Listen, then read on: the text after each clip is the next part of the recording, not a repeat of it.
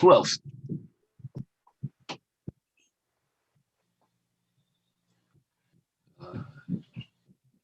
Chris Munoz, what do you write?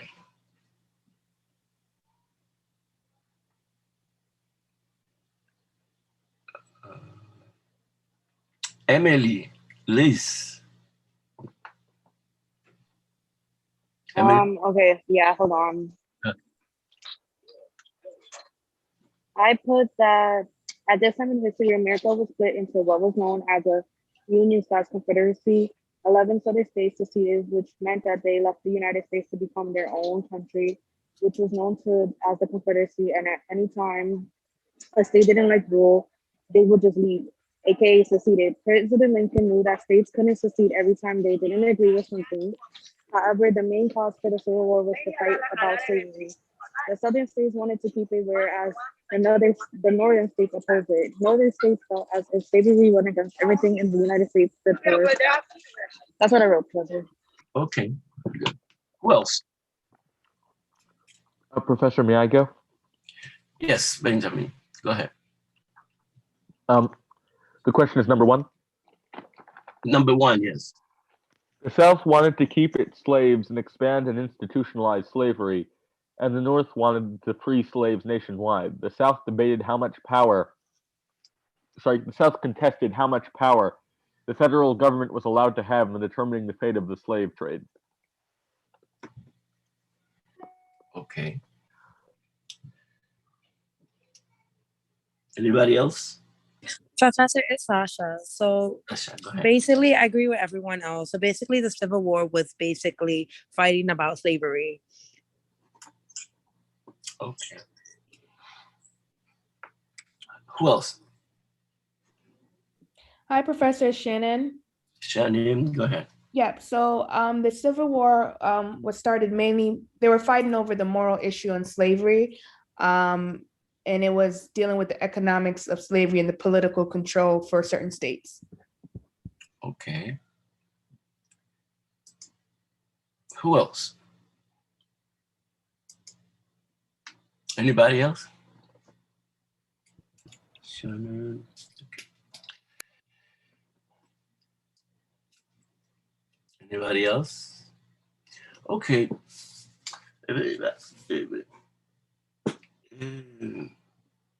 You said the whole thing. I mean, you reasons, different reasons why this civil war took place. But I agree that some of you said that the most important, the essential reason why this war took place was the problem of slavery. With slavery, we have to be careful when we ascribe this reason to the inhuman conditions of the slaves,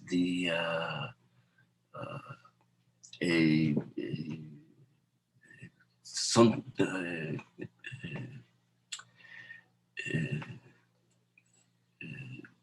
vision of slavery as a bad, inhuman things. It was not because of that.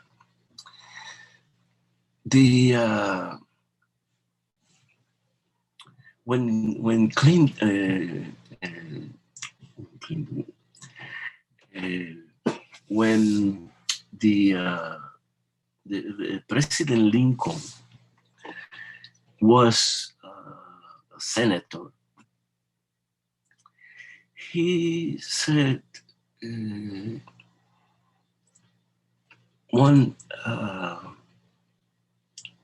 something that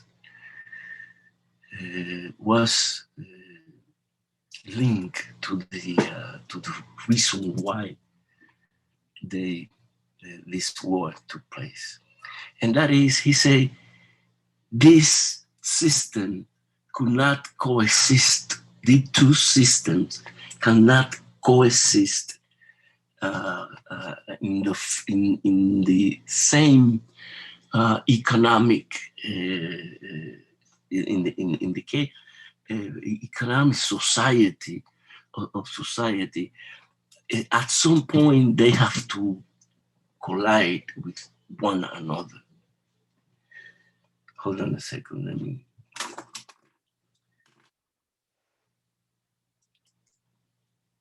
And that what's happened, right? There was a collision between South and North. Now, why? We know the North was at that point against slavery, and the South, of course, didn't want to get rid of slavery. But the North was not against slavery because they like they feel bad about the Africans. No. When Lincoln said that they were going to come to a confrontation, these two sides, he was thinking on the interest of the North to get rid of slavery, because the slavery and capitalism are don't go together. One cannot exist with the other. Why? Because capitalism is a system. I'm not saying, don't think that capitalism is more humans than slavery. No. We have to discuss that. Right? It's a very debatable thing. They both are a system of exploitation, but they are incompatible in the same economic system, because capitalism function by the capitalist competing, the competition of capitalists in the marketplace for two things. Of course, for increasing their capital, their profit, but also to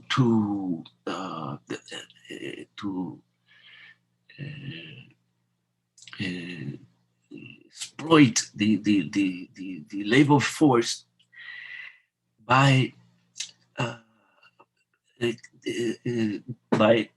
that competition. And that means that the labor force have to be free in order to move from whoever gives them a better salary, right? They have to move in other words, the labor in capitalism, the labor force have to be free to move from one place to the other. And if they are owned by someone, if they are slaves, then they cannot move from one place to the other. And that competition, that is the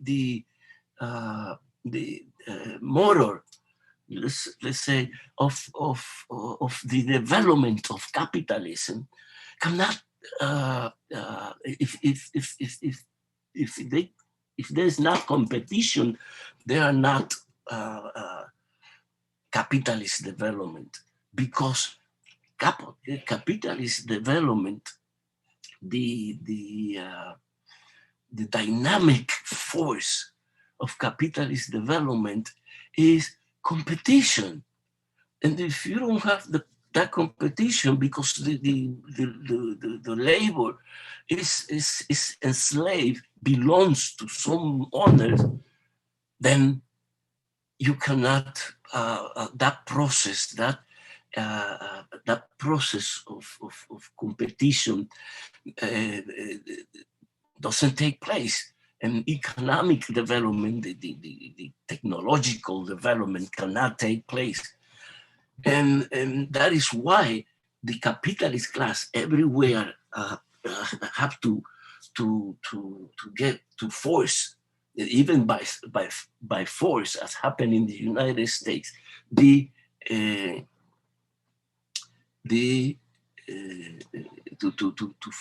end slavery. And people, if we had a maybe I should have brought a part, a point presentation about that, so you know clearly why those systems are incompatible, how they cannot exist. It was one or the other, and that's the essential reason why that civil war took place. Okay, is there someone who wants to say something about that? Something else? Could I say something? Yes, go ahead. So I just want to clarify. So the main cause of the Civil War was just Northerners wanting to spread capitalism towards the South? Yes. And okay. Yes. Was it because like they wanted to be unified? Like they just wanted every single state to follow one economy and not have such a disconnect when it comes to the economy in the United States? No. The South, the reason why the South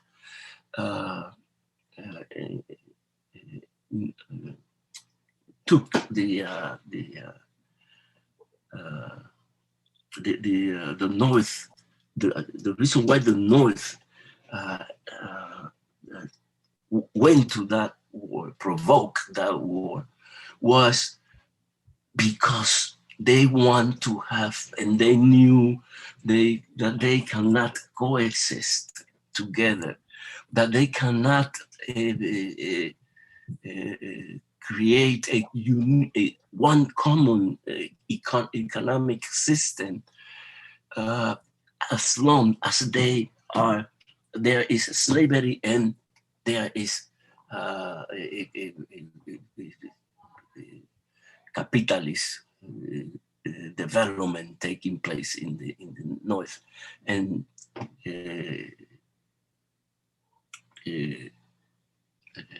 slavery in the South. That's the reason why they couldn't have you don't have to if they both wanted to come together, and it's obviously that didn't happen. Right? That didn't happen because they just, if it was a matter of come together, well, let's come together, one system, right? One a country, two economic system. That happens in other countries. If the aim is to unite the country, okay, let's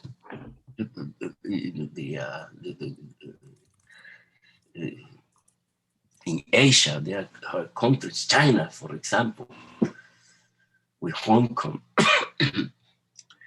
they have that arrangement, one nation, two system, socialism in this case, and capitalism in the other. I mean, it's historically, right? Today, China is changing more and more to capitalism. But they could have, if they wanted to be together, they that was the main reason. They could have done that arrangement. So I think the essential component for that war was that one.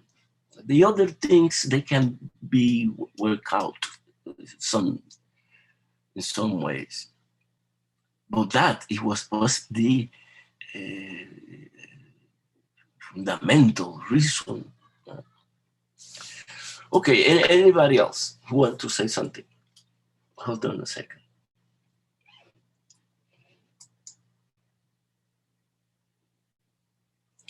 Okay, who else? Okay, let's move on to number 2. Who wants to do number 2? Could I do number 2, Professor? This is Arthur. Yes, go ahead.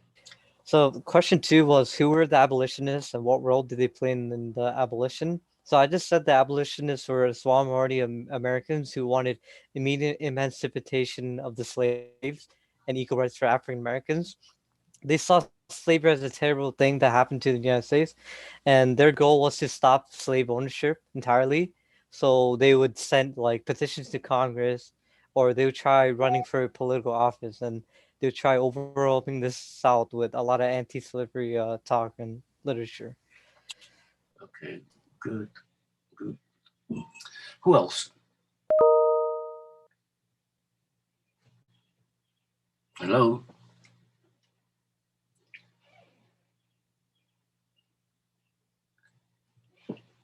Benjamin, what do you think? Professor? Yes. Sorry, I had the paper out. I was just pulling it back.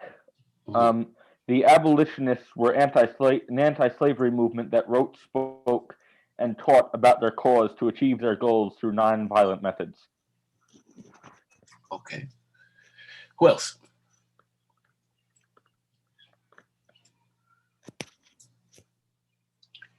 Alenia Reynoso, what do you say?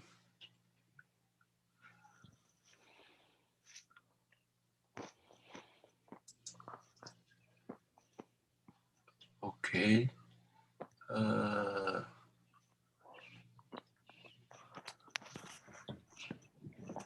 Kira Velasquez, what do you think? Kira?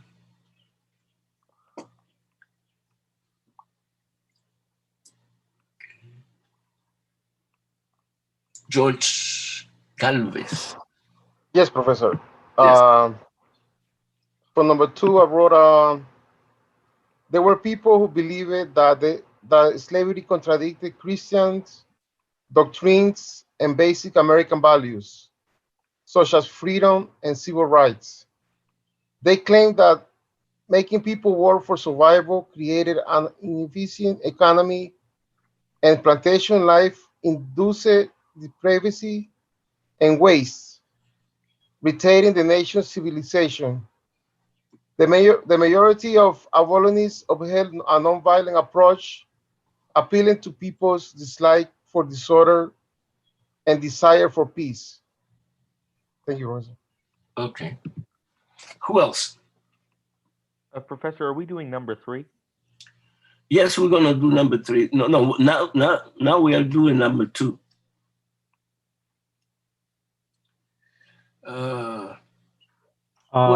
Professor? Yes.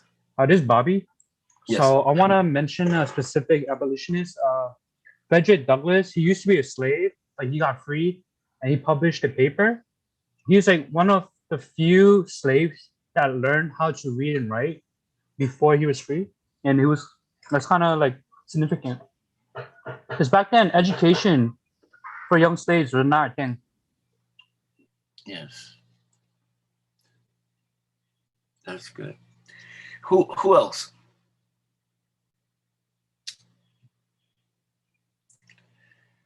Okay, let me say something. I agree with what you said. What you said. Uh, there were the abolitionists.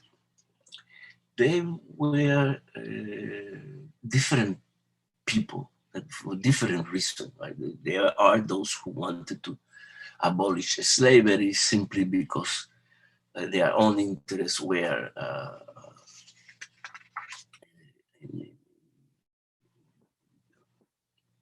there, right? The others, like African who wears slaves, like you have said, have were fighting for something that they ideologically, in terms of ideology, they identify with that struggle. They wanted freedom. Douglas was one of them. And we have another sector that was fighting for the abolition of slavery for ideological and human reasons. And those were white women who were feminists because they were opposed to the to slavery and demanded the abolition of slavery in the streets. And whenever they talk about the right of women to have political rights, right? For women to have political rights, women gained the right to vote in this country in the 20th century, in the 1920s. They didn't have political nationality. They didn't have that, and they knew that they couldn't have inherited will that men was. It was a society for men, and they started. They became feminist. A significant part of them. And at the same time, wherever they went to speak about the right of women, they would go and talk about the abolition of slavery. And I think it's understandable to see, because if you are you've lived more or less in the condition of the slavery in some aspects, right? Then you're going to be against the enslavement of the others. So, okay, is there anything you want to say, or a question that you have? Question. Yes. So, what was the intent of feminists during this period? Like, they just, because they rejected you're saying that they rejected the ideas of slavery because on some level they were able to resonate with the fact that they didn't have any representation themselves, like that they didn't have the right to vote, and it was just all under like what a white man's law believed? Yes. Okay. The activists, they were activists for the rights of women. Yes. And they when I say them, I mean significant part of these women demand the abolition of slavery. Okay. Would they do that in hopes so that they could also have a voice in the future, or Of they course. just Of did course. it? Okay.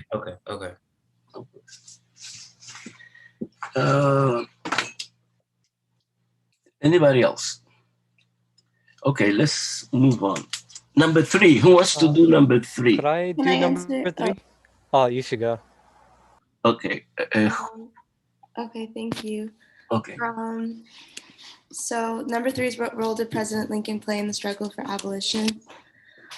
I know that the main role that Lincoln played in the struggle for abolition was that he signed the Emancipation Proclamation, which freed all the slaves in non-union areas.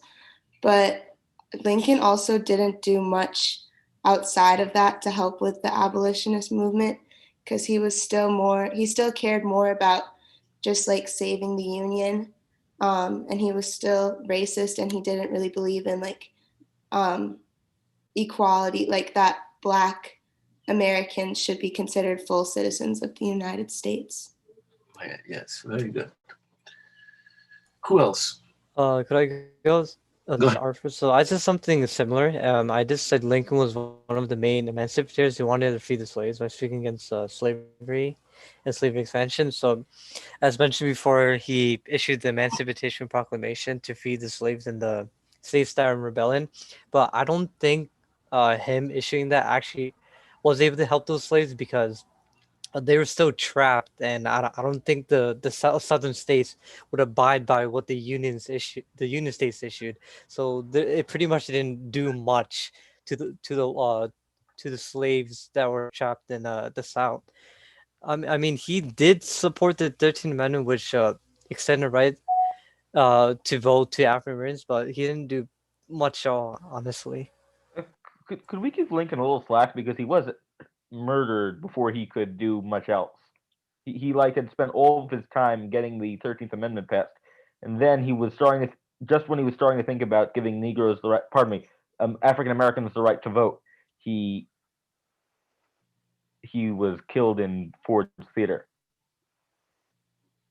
Pardon me, that was a historical slip. I was thinking of the time it was. Okay. Who else?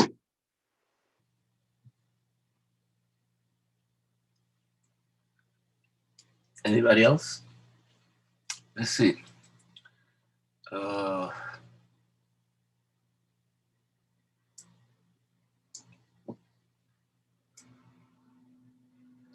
Micaela Hernandez.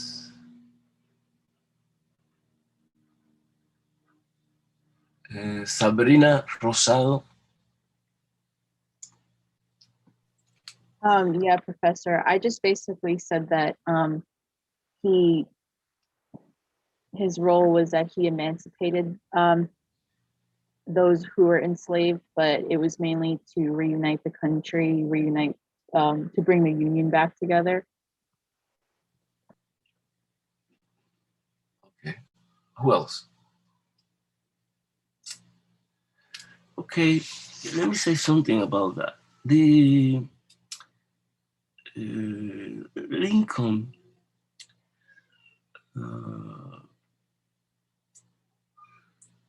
as some of you said, didn't do much.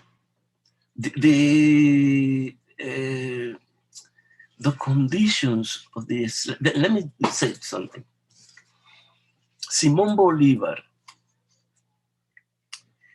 Simón Bolívar was called the liberator, el libertador. He in Latin America, right, in the fight for the struggle against Spain, and there was a society of slavery, and Simón Bolívar was a criollo. I mean, criollo was the people that were pure Spaniards. The parents, the mother and father were from Spain, was born in Spain, but they were born in the in the colonies. In this case in the Venezuela. So when he came to age, his parents died, and he was a slave woman who finished his growing up. And when he was 19 years, 18, 19 years, he took the slaves in his backyard of his, he put the slaves in the backyard of his house. And he said, listen to me. I am going to share with you the wealth that you are free to go. He said that first. You are free to go. And I am going to share the wealth that you created with you. So you have, he was saying was, I cannot let you go like that, because what are you going to do? The slave, by the way, he also told the slaves, I'm going to share my money with you, the wealth with you. But if you want to enter glory, follow me. Let's fight for this continent. We have a continent to liberate. And he liberated, indeed, many countries in South America. And he ended up poor and died in a mountain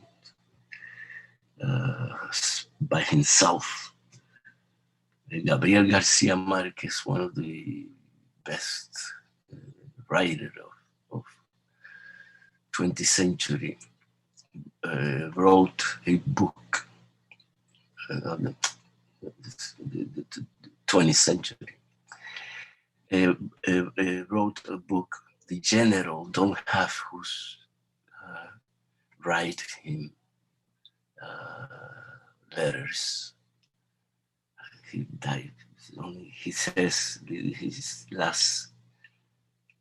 last thing that he said before I die was, I have harvested the sun, the sea. I harvest the sea. That means it was worthless, all these things, because the oligarchy in every sector that he liberated wanted to, didn't want the union, because the idea of him, his idea was to create one nation, la Gran Colombia, right? Like the United States, 50 states, the same thing. And he couldn't do it because they were fighting for power. And I say all these things because the way that you are going to that you can end slavery, and you have to put conditions, economic conditions, that allow these people to improve their condition of to go from slavery to people that are free, but that also have a decent form of life. If you don't do that, you have done very little, because indeed many slaves started to say, "But what am I going to do now? Where do I go?" And they became exploited uh, even more in the South. In the South, why? Because the slave owners, they don't want they they don't want their slaves to be sick. It's not in their interest. They want the slavery to wake up in the morning and be able to go to work, to go to exhausted, but they don't want that. In the now, they didn't have the what changed in the South was that they became cheap, extremely cheap manpower, and more exploited in some aspects. More in the sense that they say, well, we don't have to get medicine for these people. We don't have to pay for certain things, for the food and the things they and this is the salary that they are going to have. Okay, let's move on. Do anybody want to say something or ask a question or whatever? Okay, let's move on. Number 4. Oh, could I do number 4, Professor? Yes, go ahead. Number 4 is what changes took place in the lives of African Americans in the post-Civil War period. So what I said is African Americans gained civil rights, were able to vote and actively participate in government affairs. African Americans were able to live with whites in a non-slave society. Okay. Who else? Professor, may I take a go at it? Yes, go ahead. African Americans were given the right to vote, and many started careers in agribusiness. But Southerners passed laws that prevented African Americans from voting, leading many of them to depart for the North. Yes. That's true. And I'm pretty sure they, I don't know if they mentioned this in the book, but I'm pretty sure white Southerners passed laws that basically forced African Americans to go back to the plantations as quote unquote servants. Yes. Through various connivery. And well, that's on them. Okay, that's good. Who else? It's Sasha. I want to add on as well. Hold up, let me just pull up my document. Okay. So basically, I want to say that African American were allowed to vote, but on top of that, in the South, they were trying to be more superior by not allowing them to vote as they should. Meaning they were trying to put the IQ, the education, and stuff like that, and it just made them. I just feel like it just made them feel less. So the only way was like maybe to move to the North, like what they were saying, but it was difficult for them. And they had to do a lot of obstacle in order for them to be allowed to vote. Okay. Good. Who else? Professor? Yes, go ahead. There was this, if I could just mention, there was this political cartoon that I saw here, where these two white Southerners are standing by a voters take literacy test here sign, and they're manning a voting station. And one of them says, "Hey, boss, what's that big word?" So even back then, they had some sort of idea of the absurdity of the whole voting test system that even white people would fail. That's true. Okay, who else? Anybody else? Okay, let's move on. I agree with what you said. I'm very. Let's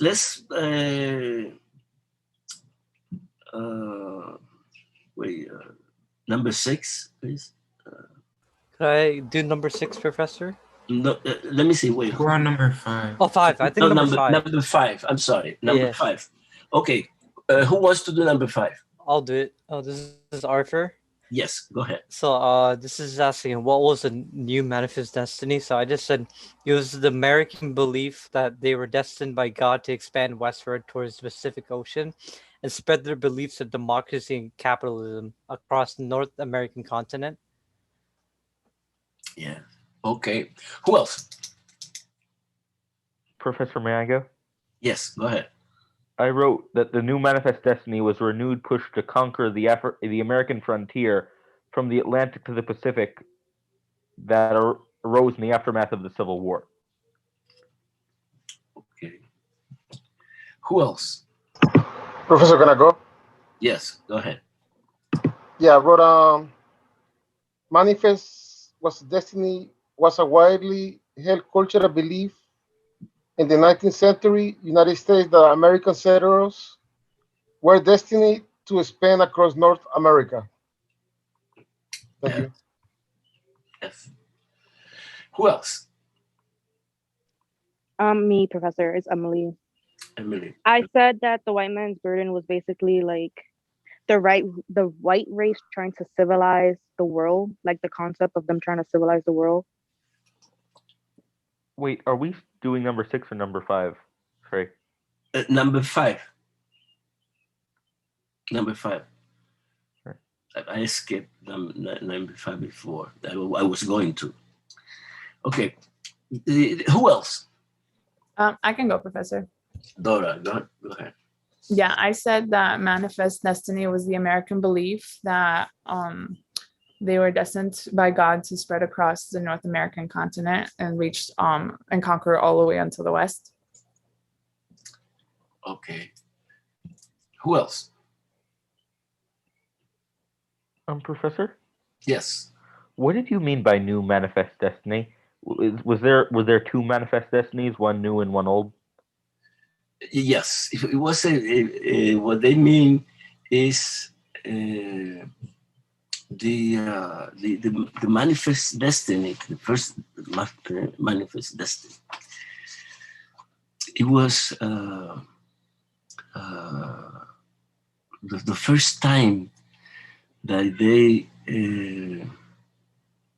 that the term was used by an Irish journalist, and it means what you know. It says that the United States was put there by providence to expand to from one sea to the other, and at that time in the 19th century, that was not the United States could have any idea that they are destined to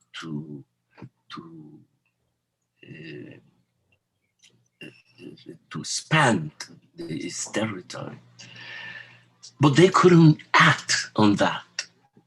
They couldn't act on that belief because they were going to expand at the expense of Europeans'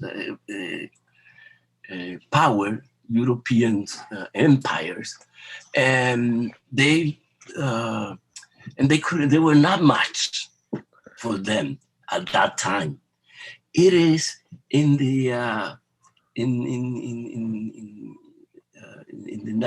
the second half of the 19th century, that this idea is,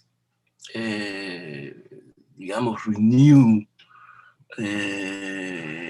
and not only renew, make be it was possible for the United States that was spreading and their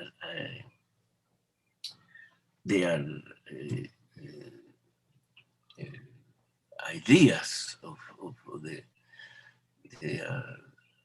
that got where with them, that it was that which that they expand, and that's the relationship with the, it's the same thing, but it was the in another conditions, in the conditions to act, and not only to have an ideology, they spread the new the same conditions, the same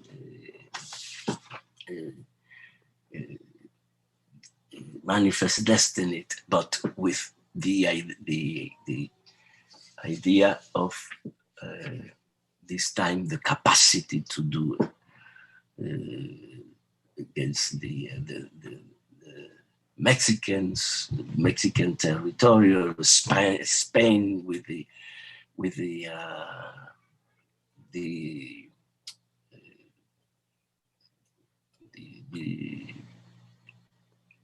Spain with the war, the Spanish American War, right? In the 19th century, the end of the 19th century, 1878, the Spanish American War took the territory of what was Mexico. The territory of Cuba, I'm sorry, of Cuba and Puerto Rico. And then came by that time Spain was weak, right? And then came the war with Mexico,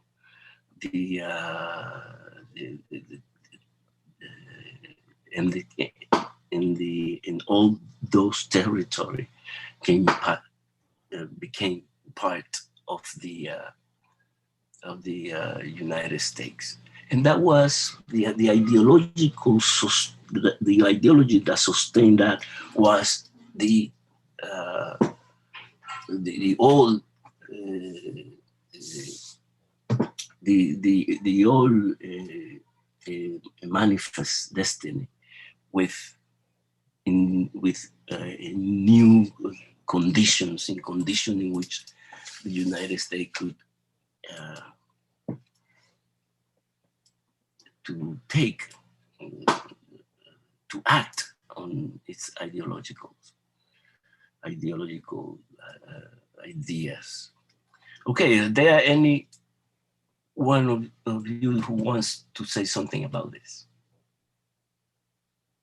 Or who have to ask a question? Okay, let's move on. The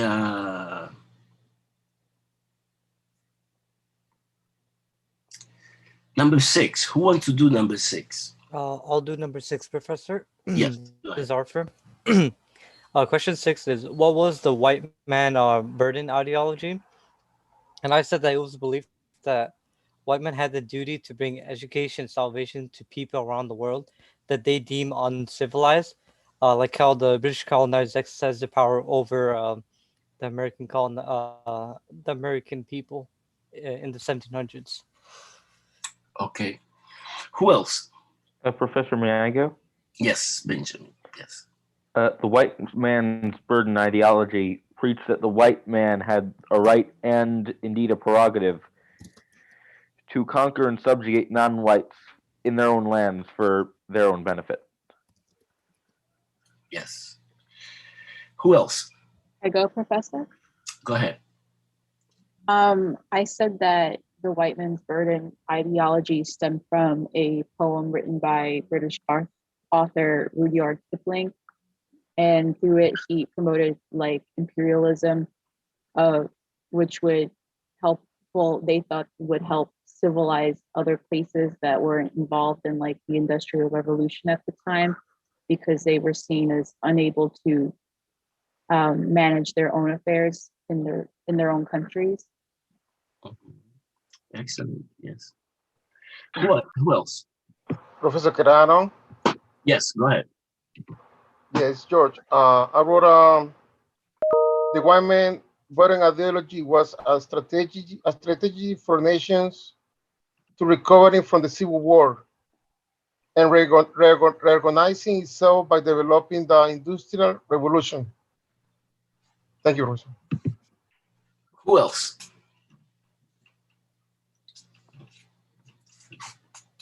Anybody else? I can go, Professor. Okay, Dora, go ahead.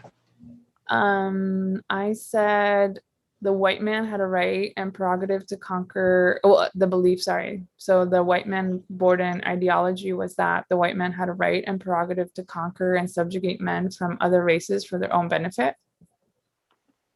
Good. Yes. Who else? Anybody? I agree with you.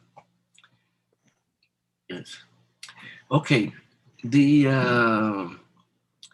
number 7. Who wants to do number 7?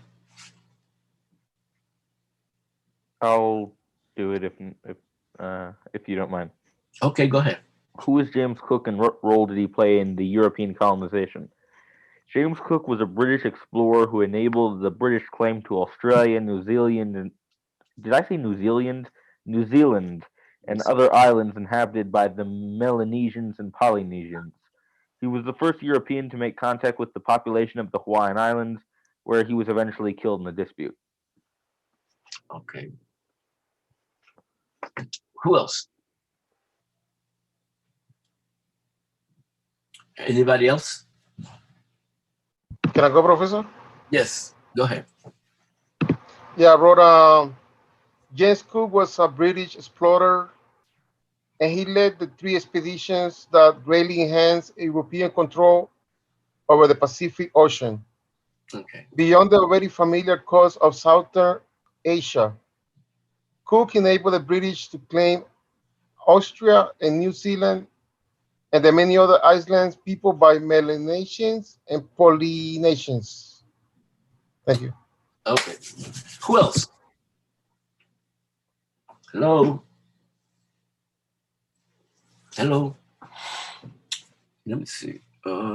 Shannon, Darren, Sabrina, Rosado. I said that I basically said what everyone else said, that James Cook was a British explorer that led 3 expeditions to enhance European control of the Pacific Ocean. He enabled the British to claim Australia, New Zealand, and many other islands with the Melanesians and Polynesians. He became, when he arrived in Hawaii, I think it's pronounced, in Hawaii, he became the first European contact with the indigenous population, which also sparked interest from the U.S. because Hawaii was rich in resources that they wanted. And also he sought the fabled Northwest Passage to Alaska, but he went back to Hawaii after observing Russian colonization up there. Okay, very good. Anybody else? Okay, let's move on.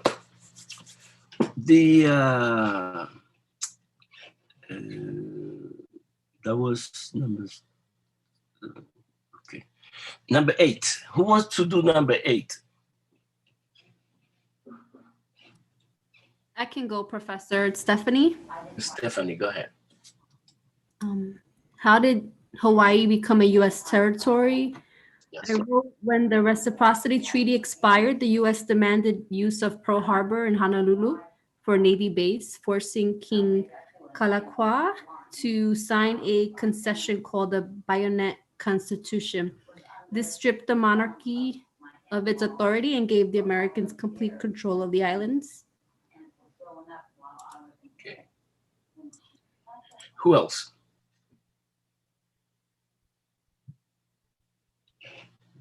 Hello. Professor, Go ahead, Benjamin. I wrote something slightly different. Okay, go ahead. Sorry, I just accidentally opened the wrong thing. Okay. U.S. acquired Hawaii through land distribution made possible through having conquered the Southwest. American missionaries formed a set of sugar plantations known as the Big Five, which controlled local life and made way for the Hawaiian annexation of America. Okay, who else? Anybody else? Okay, let me say something about this. The process, how the United States took possession of Hawaii,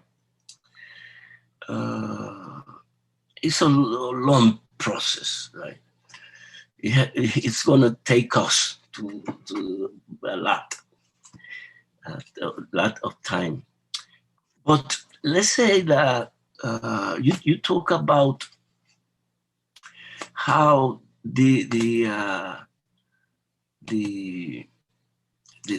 first of all, how the Americans arrived to Hawaii for the first time, and that is, of course, the religious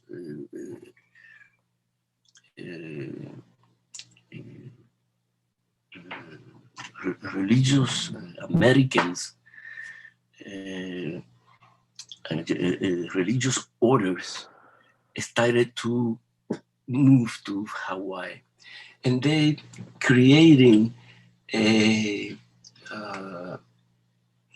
they created a influence in the Hawaiian population.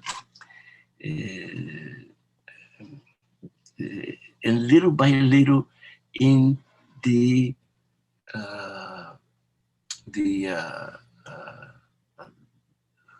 government, right?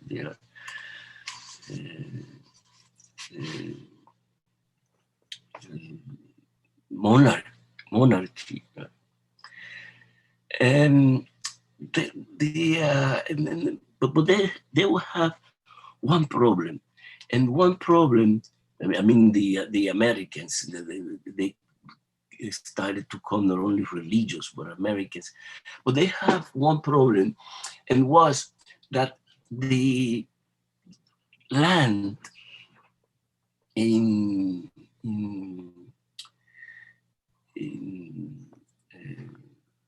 the country, Hawaii, was communal, was common. They shared the because the land, in theory, belongs to the monarchy everywhere, right? But that was not the idea. The truth is that these people have a communal time of system with the land. And one of the things these Americans did was to push the change of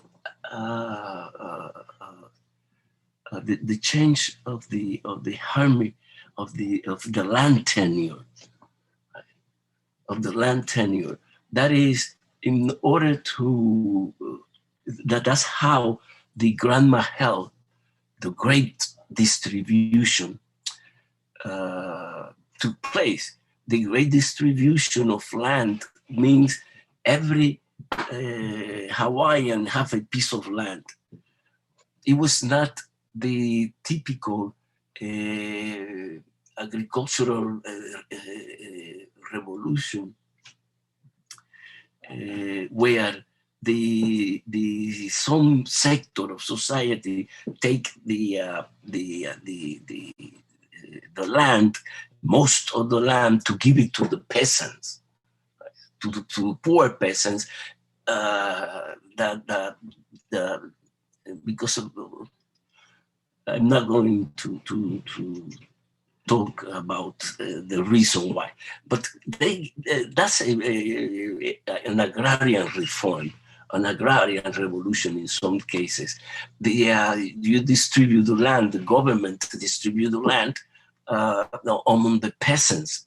In this case, it was among the Hawaiians. And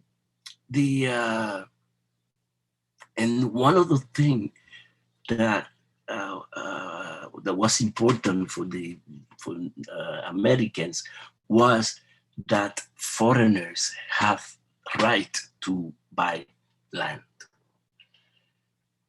In a few years after that, the United States owned the best land of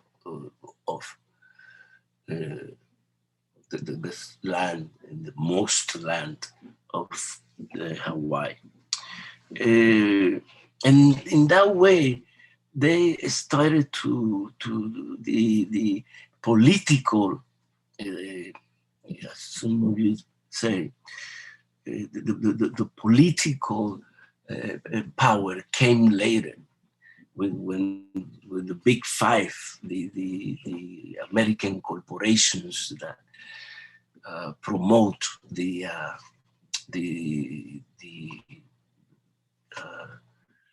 overthrow of Lili Wakalani, that was a woman who was the queen at that time, and she was yes, she was very many things. Poet, writer, and they managed to. They gave a coup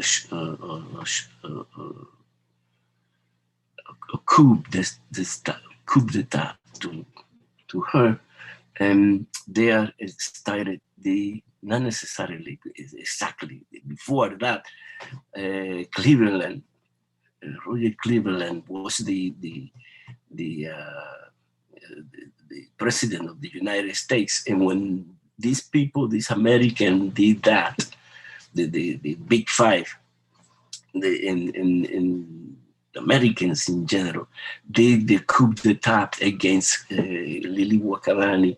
They went to the United States to annex the Hawaii to the United States. And Cleveland said, no, you gotta be kidding. What you have done is an act of piracy. You know, I'm not, as long as I'm president, that's not going to happen. Give back